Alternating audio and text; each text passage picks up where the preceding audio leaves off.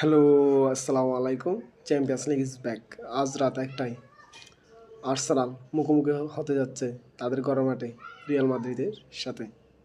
Yes, high voltage ম্যাচে দুই দলই জয় পাওয়ার সম্ভাবনা আছে। কাউকে পিছিয়ে বা এগিয়ে রাখার সুযোগ নেই।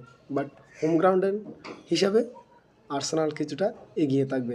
বাট তাদের কিছু ইনজুরির কারণে মেইন একাদশের কয়েকজন প্লেয়ার ইনজুরি থাকার কারণে তারা কিছুটা ব্যাকফুটে থেকে শুরু করতে যাচ্ছে। তাদের main defender Gabriel Magalhaes, right back Calafiori, forward line striker Gabriel Jesus, আরেকটা স্ট্রাইকার কাই হাভার্টস। এই মেইন দলের 4 জন না থাকার কারণে তারা কিছুটা ব্যাকফুটে চলে গেল।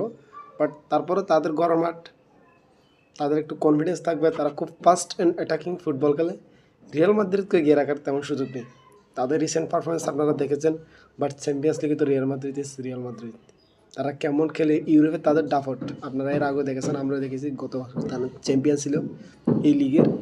বাট তাদের এবার কিছুটা প্লেয়ার ইনজুরি থাকার কারণে এই লিগটা মিস করতে যাচ্ছে। ইয়েস, তাদের মধ্যে শুয়ামিনি, গোলকিপার আন্দ্রে লুনিন, আর একটা সম্ভবত মেন্ডি, একটা মিডফিল্ডার সেবায়েস। এই 4 জনকে ছাড়া রিয়ালকে কঠিন একটা পরীক্ষা দিতে হবে।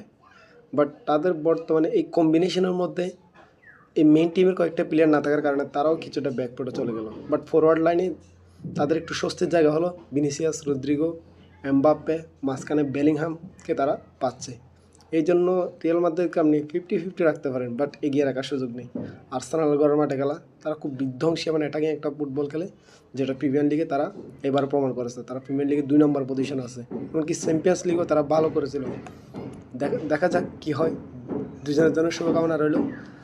আশা করি ম্যাচটা আপনাদেরকে এক্সাইটিং একটা মুহূর্ত উপহার দেবে। আসসালামু আলাইকুম।